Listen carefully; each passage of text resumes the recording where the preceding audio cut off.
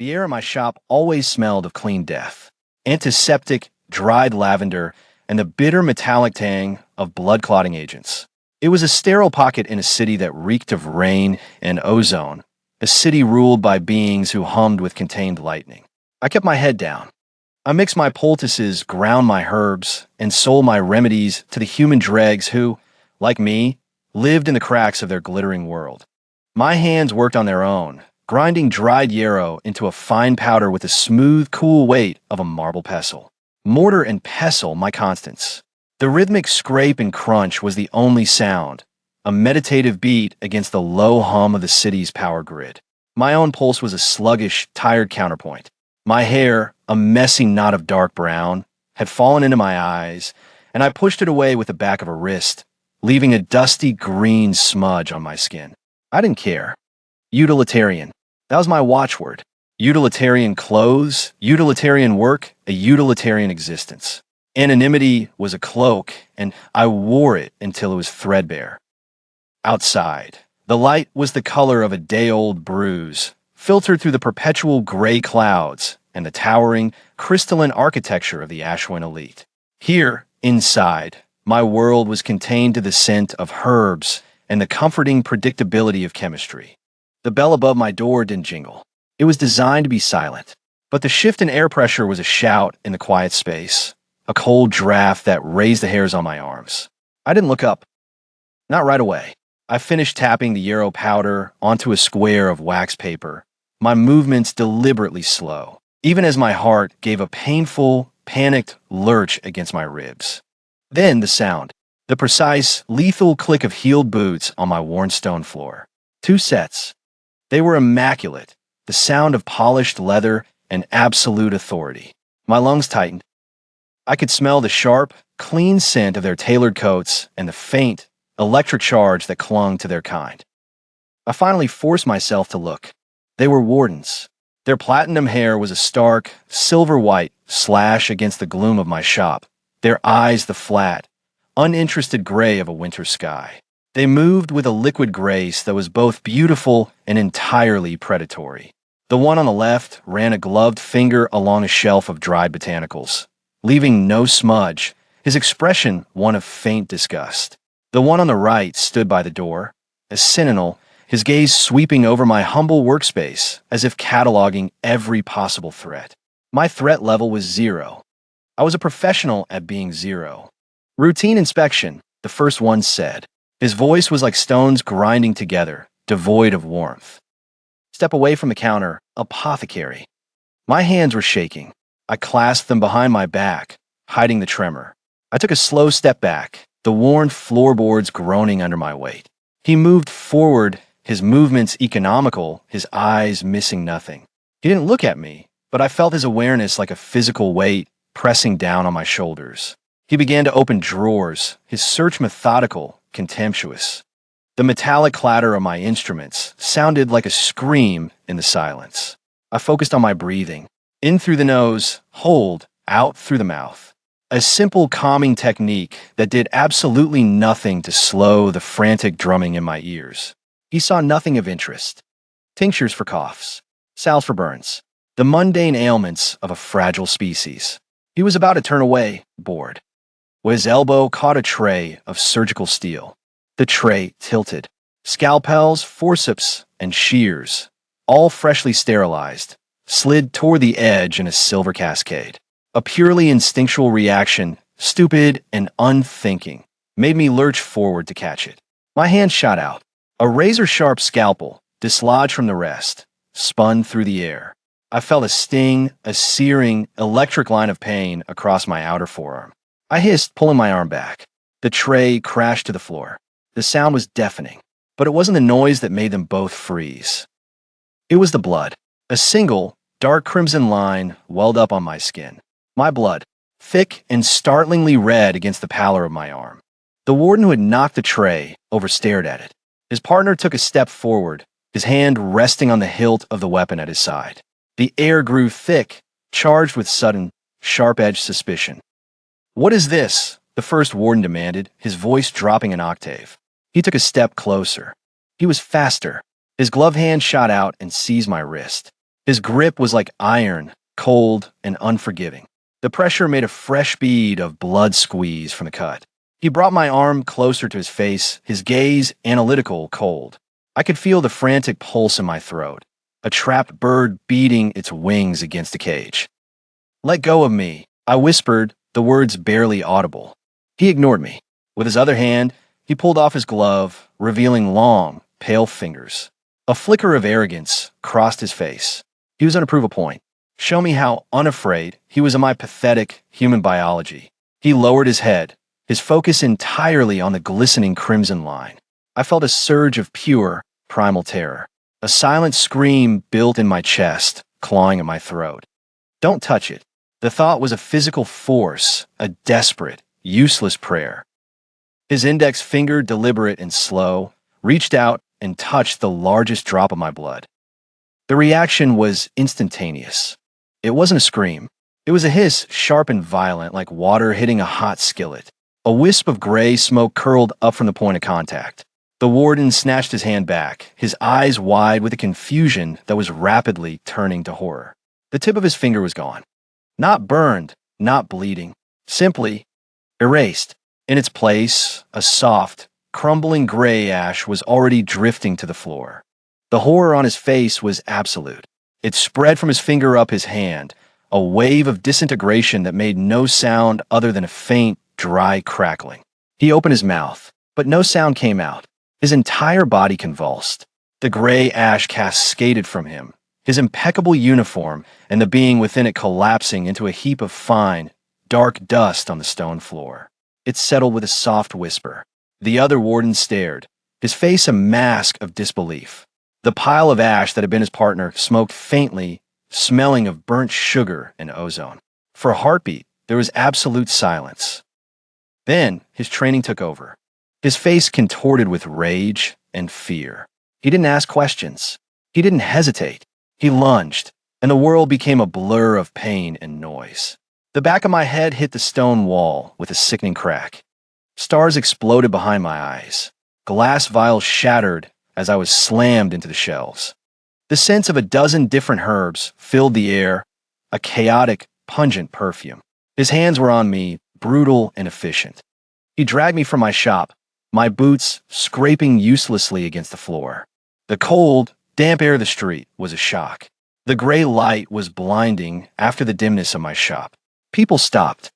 They stared. The sight of a warden dragging a bloody human from an apothecary shop was a spectacle. Their faces were a blur of curiosity and fear. I was property being seized, a defective product being recalled. He hauled me down the street, his grip a vice on my upper arm. My feet stumbled on the uneven cobblestones. He was pulling me toward the district checkpoint, toward the sterile white plinth in the center of the square. The executioner's block. My mind refused to process it. This wasn't happening. It was a mistake, a nightmare. The cold air burned my lungs. My vision swam. I could feel the blood from my arm dripping down my fingers, leaving a trail of tiny, dark splashes on the pale stones. A death sentence written in my own veins. It forced me to my knees before the plinth.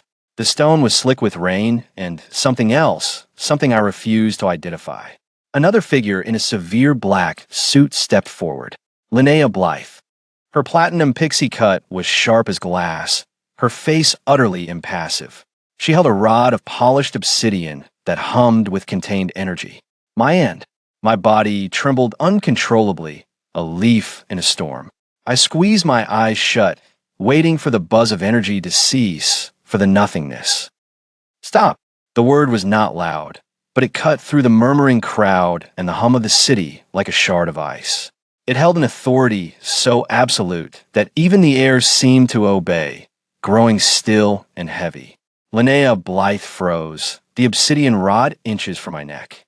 The warden holding me stiffened, his knuckles white. I opened my eyes. King Theron Ashwin was walking toward us. He moved with a languid, predatory grace, the sea of onlookers parting before him as if by an unseen force. His suit was the color of a moonless night, tailored to perfection. His long, platinum hair drifted behind him like silk thread. But it was his eyes that held me captive. They weren't gray like the others. They were the color of molten gold, glowing with their own internal light. He didn't look at the wardens. He didn't look at the crowd. His amber gaze was fixed on me. As he drew closer, a scent washed over me, eclipsing the ozone and damp stone. It was sandalwood and something else, something ancient and intoxicating like rare spice and old leather. He stopped a few feet away, his head tilted. His nostrils flared just once. He was smelling me. Lord Garrick Vesper was suddenly at his side, his own buzz platinum hair making him look severe and dangerous. Your Majesty, this creature is a threat. It disintegrated a warden with a touch. Theron didn't even glance at him. He took another slow step forward, kneeling down in front of me, so we were eye to eye. The intensity of his gaze was a physical weight. He saw the cut on my arm, the blood that had now traced a path to my fingertips. He lifted a hand, and I flinched, but he didn't touch me. He simply gestured toward my arm. Slowly, as if in a trance, I lifted it. The wound was a stark, ugly line against my skin. He leaned in, his focus absolute. The world narrowed to the space between us, to his golden eyes and the scent of sandalwood and power. His face was inches from my arm. Then he did the unthinkable. His tongue, a surprising red against the pallor of his skin, darted out and touched the largest bead of blood on my forearm. A jolt, electric and terrifying, shot through me. I waited for the hiss, for the smoke, for him to crumble into dust. Nothing happened. He pulled back. A single, dark red smear was on his lips. His golden eyes flared, the color deepening to a burning ember. A slow, terrifyingly beautiful smile spread across his face. It was not a smile of kindness. It was a smile of discovery, of hunger, of ownership. That smile, it unmade me. In the echoing silence of the great hall, surrounded by armored beings of pure energy and shadow, that smile was the most terrifying thing I had ever seen. It stripped away my defiance, peeled back my fear, and laid bare a primal horror I didn't know I possessed. The smear of my blood on his perfect lips was a brand, a claim. He had tasted the poison and found it to be wine. Lord Garrick Vesper took a sharp step forward, his voice a blade of ice. Majesty, the risk is too great. Let the executor handle it. Theron Ashwin rose to his feet in a single, fluid motion, never taking his eyes off me. He licked the blood from his lips, a slow, deliberate act. His golden eyes burned brighter, pupils blown wide. He didn't speak. He simply lifted a hand, a gesture of dismissal aimed at Garrick, and the universe seemed to obey. The immense pressure in the hall lessened. The air, which had been thick with ozone and malice, thinned enough for me to draw a ragged breath. Two of the wardens, their forms less distinct than before, glided forward. They didn't touch me. Instead, they flanked me, their presence a cage of cold energy. Theron turned, his long black coat swirling around him like smoke. She is to be quartered in the east wing. See to it, Linnea. A figure detached itself from the shadows near the throne, androgynous, with textured platinum hair cut close to the scalp, and a minimalist black suit that seemed to absorb the light. This was Linnea Blythe, the executor. Her eyes, the color of a winter sky, were devoid of all emotion as they landed on me. She gave a single, sharp nod. And Garrick, Theron's voice was soft now, almost a purr, but it carried a steel edge that made the hairs on my arm stand up again. Double the patrols on the outer wards. I sense instability in the city. He glanced back at me, just for a second, and that terrible, beautiful smile flickered again. We must protect our assets. I was no longer a person. I was an asset. Linnea led the way. My feet felt disconnected from my body as I walked, a phantom in my own skin. We moved through corridors of polished black basalt that reflected our passage like a dark mirror. There were no decorations, no paintings, no sign of life, only the cold, oppressive perfection of the architecture. The silence was absolute, broken only by the whisper of Linnea's clothes and the soft, almost imperceptible hum of the wardens flanking me. The air grew warmer, losing its cavernous chill, and began to carry a scent. It was faint at first, then stronger. Dried herbs, beeswax, old paper. The smell of my shop. The smell of home. My heart hammered against my ribs, a panicked bird in a cage. Was this a trick? A psychological torment before my execution? Linnea stopped before a set of carved wooden doors, startlingly organic in this world of stone and shadow. She pressed her palm flat against the wood. I saw no lock, heard no click, but the doors swung inward silently. She gestured for me to enter. I stepped across the threshold and stopped, my breath catching in my throat. It was my apothecary, not a replica, not an approximation. It was my shop, perfectly recreated down to the last detail. The worn wooden counter with its myriad of tiny scratches and potion stains. The shelves crammed with glass jars of herbs, tinctures, and powders, each label handwritten in my own messy scrawl. The mortar and pestle I'd inherited from my grandmother sat by the window, a sliver of dried nightshade still clinging to the stone. Even the air held the same comforting chaos of scents, lavender and clove, damp earth and chamomile. A cot, identical to my own, was tucked into the corner, the quilt frayed in the same familiar pattern. It was a perfect, beautiful violation. I turned to Linnea, my voice a broken whisper. What is this? Her gray eyes were unblinking. Your new quarters. His Majesty believes a comfortable environment will be conducive to your cooperation. Cooperation with what? That is for him to discuss with you. She stepped back, and the wardens solidified their positions on either side of the doorway. You will be provided with meals. Any attempt to leave or to use your abilities on the guards will be met with immediate and permanent consequences. Do you understand? I couldn't speak. I just stared at the impossible room, this stolen piece of my life. I nodded, a small, jerky movement. The heavy wooden doors swung shut, and this time I heard the sound of a lock I couldn't see. A deep, final thud that echoed in the marrow of my bones. I was alone. I ran a trembling hand along the counter, the wood warm and real beneath my fingertips. I uncorked a jar of dried calendula and inhaled. The scent was real. It was all real. He hadn't just captured me. He had stolen my world and locked me inside it. I spent the first cycle.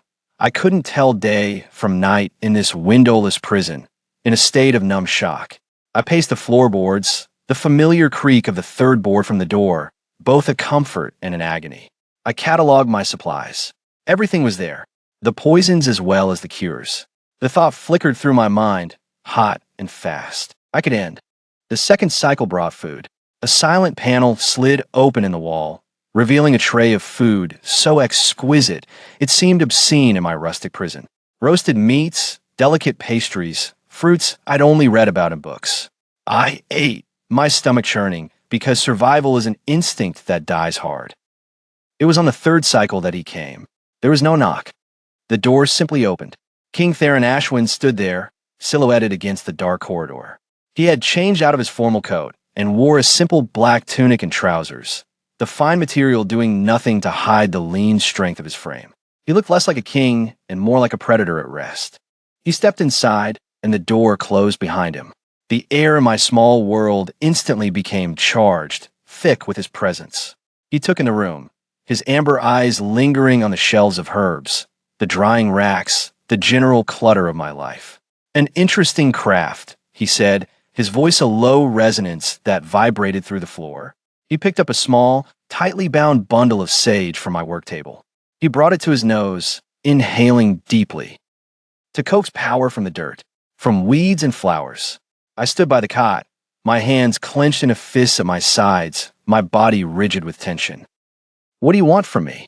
He set the sage down, his movements precise and unhurried. I want to understand. He walked toward me, and every instinct screamed at me to run, but there was nowhere to go. He stopped an arm's length away. The scent of him, that strange, intoxicating mix of spice and leather, filled my senses. My mind reeled. Peace, the very essence of my blood, the thing that had protected me my entire life, was a balm to him? I don't know what you're talking about. I lied, my voice shaking. Don't you? His eyes bored into mine, and I felt stripped bare. Every lie and half-truth flayed from me. Your blood is an anomaly, a paradox, and I find myself deeply curious. He held out his hand, palm up. On it rested a small, wicked-looking silver lancet, its tip gleaming. I wished to test a theory. I stared at the lancet, then back at his face. This was it, the demand. I had a choice. Refuse and face whatever permanent consequences Linnea had promised. Or comply and become a part of his experiment. A lab rat in a gilded cage. My hand trembled as I raised it. Slowly, I extended my index finger. He didn't take my hand. He watched, his expression unreadable, as I took the lancet from his palm. The silver was cold against my skin. I hesitated, the sharp point hovering over the pad of my finger. His gaze was a physical force compelling me. With a sharp intake of breath, I pricked my own skin. A single, perfect sphere of dark red blood welled up. He didn't move. He just watched the blood, his nostrils flaring slightly. The hunger was back in his eyes, a raw, primal thing that he barely kept leashed.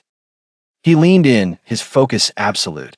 The world shrank to the space between us, the scent of him, the sight of my own blood on my fingertip. He lowered his head, and, just as he had in the throne room, he touched his tongue to the drop. This time, I was ready for the jolt. It shot up my arm, a current of heat and ice, but I didn't flinch. I watched him. I watched as he closed his eyes, a flicker of something crossing his features. His shoulders, which I hadn't realized were tense, relaxed. A subtle sigh escaped his lips. The sharp, predatory lines of his face seemed to soften. The oppressive aura of power that always surrounded him didn't vanish, but it gentled. It was like watching a storm cloud bleed away its lightning, leaving only the soft gray of rain. He opened his eyes. The gold was still there, but it was warmer, less like a burning coal and more like honey in the sun. He looked at me, really looked at me, and for the first time, I saw something beyond the king, beyond the ancient, powerful being. I saw a flicker of weariness, a deep, profound exhaustion that seemed to resonate from the very core of his soul. Extraordinary, he whispered. And so it began. He came every few cycles. At first, it was always the same ritual. The silver lancet, the single drop of blood, the quiet transformation. He never took more. He would sit in the small wooden chair by my counter while I stood or perched on my cot, and he would watch me. Sometimes he would ask questions about my work. He'd pick up a jar of foxglove and ask its properties. I'd tell him it could stop a heart, or in the right doses, steady it. He seemed fascinated by the duality, the fine line between a cure and a poison. He never spoke of his world, of his politics, or his enemies. In my little room, he was not a king. He was just Theron, a being seeking a moment of respite.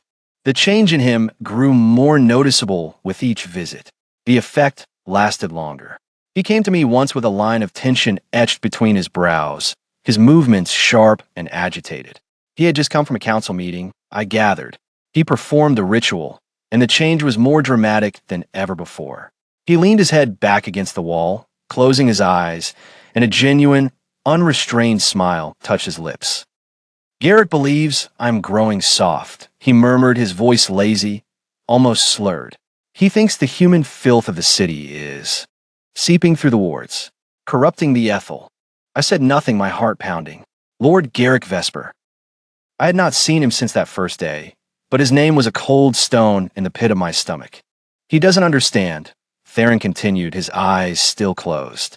This burden to feel everything, every tremor of power, every shift in allegiance, every lie whispered 100 miles away. It is a constant screaming noise. It has been for centuries. He opened his eyes and looked at me, his gaze hazy and unfocused. But this, he was addicted, not to the blood itself, but to what it did to him. It wasn't a physical craving, but a psychological one, an addiction to silence, an addiction to the fleeting, blissful ignorance of being human. As the weeks bled into one another, our routine shifted. He began to stay longer after taking the drop. The silence between us became less tense, more companionable. One time, he found me grinding herbs, and he sat and watched my hands work the pestle for nearly an hour, his expression placid. The lines of kingship, of centuries of burden, were smoothed from his face. He looked younger. He looked vulnerable, and that was the most dangerous thing of all. Linnea was my only other point of contact with the outside world. She would bring my meals, her gray eyes always assessing, always cataloging. She never spoke of the king's visits, but I knew she was aware of them. She was the executor. It was her job to be aware of everything. Her silent observation was a constant pressure, a reminder that my gilded cage was still a cage, and my life was not my own. The whispers started to reach me, faint echoes through the stone. Guards speaking in hushed tones when they thought I was asleep. They spoke of the king's strange moods, his newfound leniency, a death sentence commuted to exile, a trade dispute settled with a compromise that favored the human merchants. Lord Vesper, they said, was furious. The court was unsettled. The king was changing. My blood was the catalyst. I was a drug, and Theron Ashwind was becoming a willing addict. I held a strange, precarious power. I was his weakness. And in this court of ancient, powerful predators, a weakness was a death sentence. For both of us. One evening, or what passed for it in my timeless prison, he came to me in a state I had never seen before. He was vibrating with a barely suppressed rage.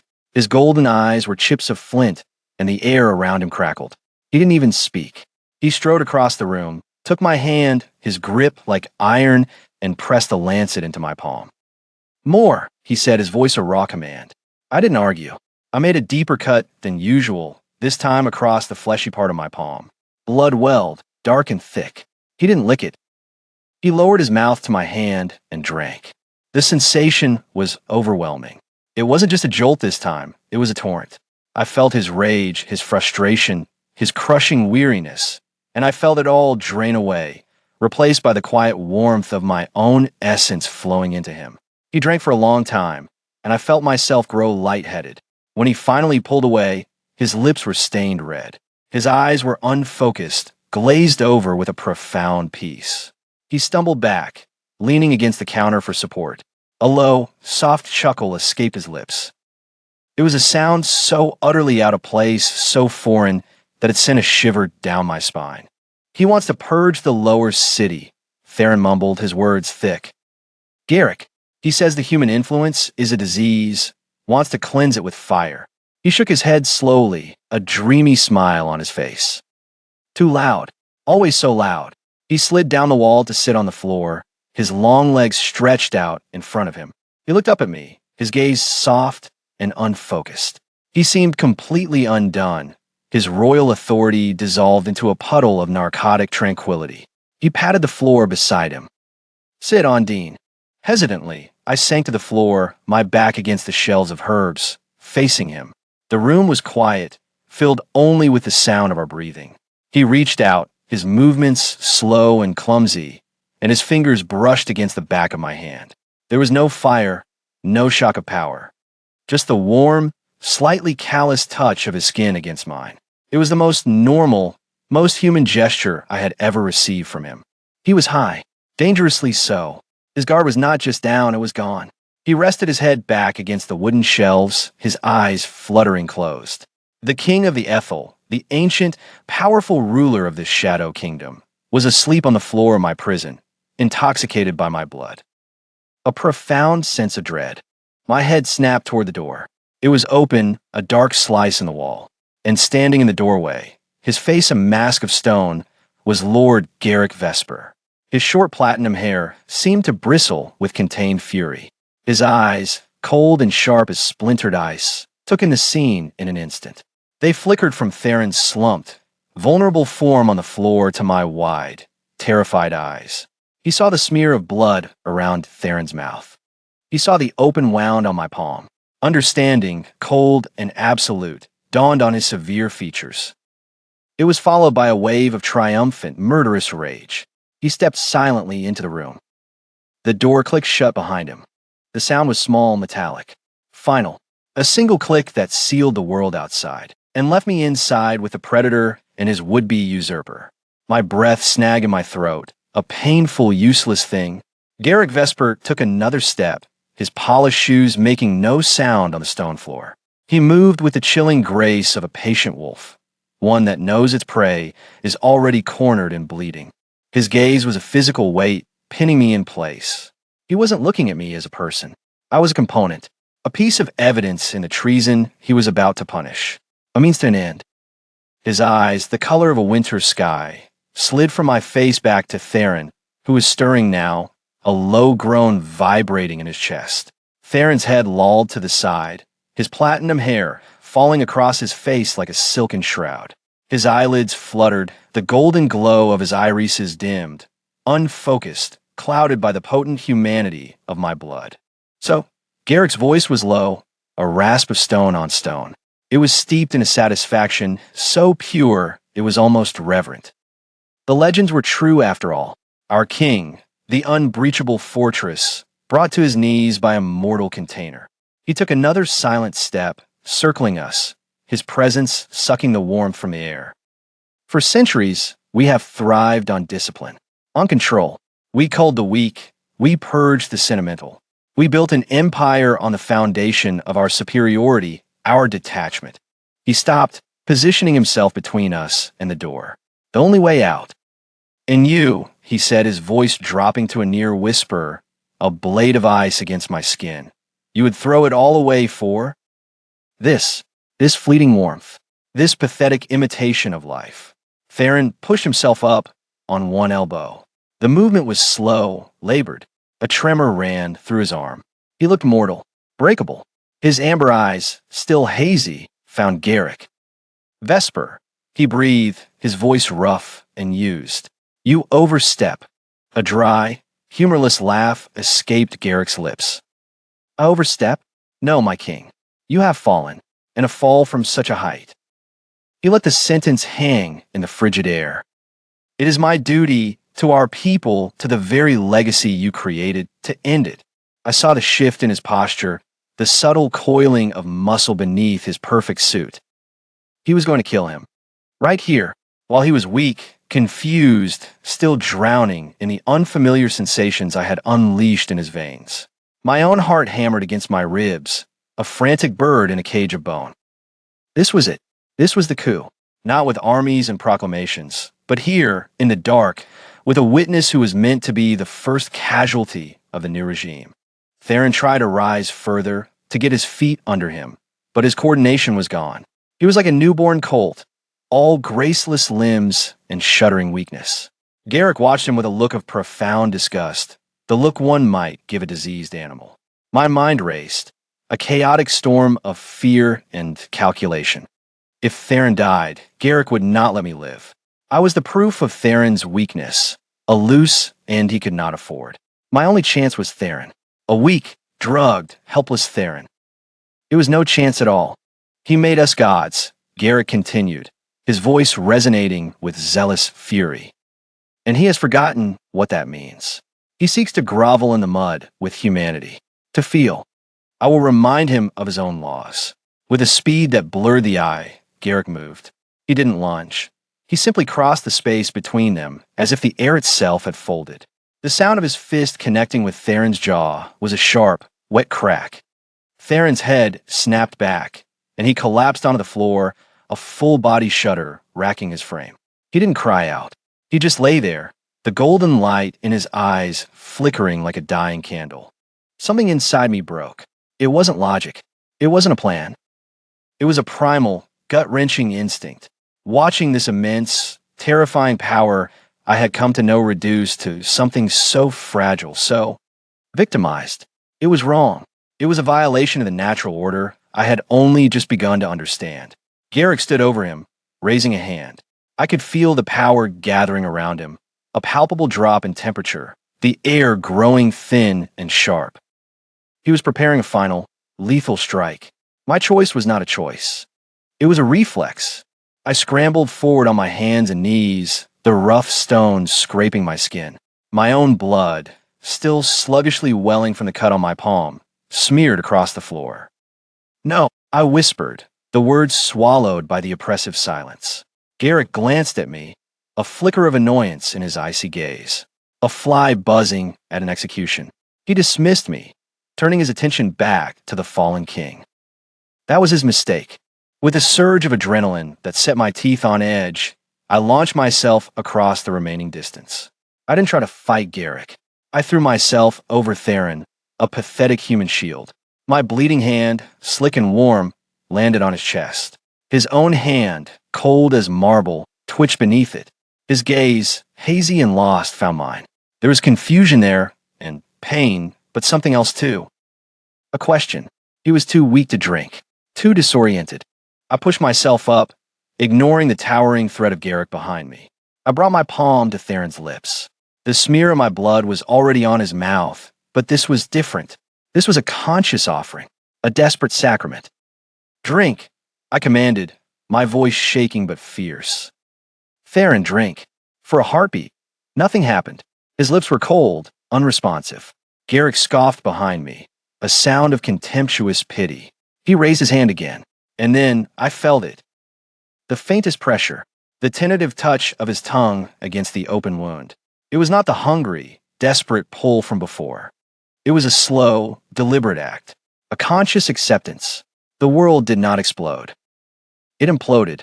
The change began not with a sound, but with a feeling, a deep, resonant hum that started in the floor beneath me and vibrated up through my bones. It was the sound of a great machine stirring to life. The air didn't just chill, it froze. Crystalline frost, intricate as lace, spread out from Theron's body in a perfect, silent circle, racing across the stone. It climbed the walls. It glazed the wooden shelves, encasing my herbs and powders in shimmering ice. My breath plumed in front of my face, a cloud of white in the suddenly arctic air. I pulled my hand back, a gasp of pain and shock escaping me. Where my blood had touched his lips, a faint, golden light was glowing, seeping into him. Theron's eyes snapped open. They were no longer the dim, hazy amber of a moment ago. They were molten gold. Garrick took an involuntary step back, his mask of triumphant rage cracking to reveal the first glint of primal fear. The power rolling off Theron was different. It was denser, heavier. It was imbued with something vital, something alive. Ew. Theron's voice was no longer human. It was the grinding of tectonic plates, the roar of a distant supernova. It was a sound that promised utter annihilation. You would touch what is mine. He didn't move in a blur. He simply ceased to be in one place and appeared in another. He was in front of Garrick, his hand clamped around the other man's throat. Garrick's eyes bulged. He struggled, his own formidable power flaring and sputtering against Theron's like a match in a hurricane. It was useless. Theron leaned in close, his lips near Garrick's ear. I couldn't hear what he said, but I saw the understanding dawn in Garrick's eyes, followed by a wave of pure, abject terror. There was no snap, no violence. Garrick simply stilled, the light in his eyes extinguished. His body went limp, and Theron released him. Lord Garrick Vesper crumpled to the floor, a perfectly tailored suit filled with nothing but dust and ice, which sublimated into a fine, gray mist that settled on the frozen floor. Silence. The profound, ringing silence that follows an apocalypse. Slowly, the intense cold began to recede. The frost on the walls wept, turning to glistening beads of water. The hum faded, leaving only the sound of my own ragged breathing. Theron stood over the remains of his rival, his back to me. His shoulders rose and fell with a deep, controlled breath. When he finally turned, the inferno in his eyes had banked, leaving the familiar molten gold, but they held a new depth, a new intensity. He looked at me, at my bleeding hand, at my terrified face. The door creaked open. Linnea Blythe stood there, her pixie hair and minimalist suit a stark contrast to the chaos. Her face was impassive, but her eyes took in the scene. The dissipating mist that was once Garrick, the frozen circle on the floor, me huddled on my knees. She gave a single, almost imperceptible nod to Theron. A question and an affirmation. The coup was over before it had ever truly begun. She stepped back, pulling the door quietly shut, leaving us alone once more. Theron crossed the room to me. He didn't command me to rise. He knelt, his movements still imbued with that terrifying grace. He took my injured hand, his fingers surprisingly gentle. He examined the cut, his thumb brushing away a smear of drying blood. He was right, Theron said, his voice quiet now, regaining its human timbre. I had forgotten. He looked up, his gaze locking with mine. There was no anger, no coldness. There was only a profound, shattering awe. He placed my palm flat against the front of his suit, against his chest. At first, I felt nothing, just the fine wool of his jacket and the solid muscle beneath. And then, I felt it, faint at first, then stronger. A steady, rhythmic, powerful thump. Thump, thump. It was a heartbeat, a real, living, human heartbeat, drumming a steady, relentless rhythm inside the chest of an immortal king. For 1,000 years, he whispered, his golden eyes searching mine, holding me. The world narrowed to that single point of contact, the warmth of my skin against his chest, the impossible, steady beat beneath my palm. It was the most terrifying and beautiful sound I had ever heard. The echo of a life he had never known, now thrumming with the power of my own. We were no longer king and apothecary. We were something new, something far more dangerous. And as I knelt there on the cold stone floor, with the ghost of ice in the air and the impossible rhythm of his heart beating against my hand, I knew there was no going back.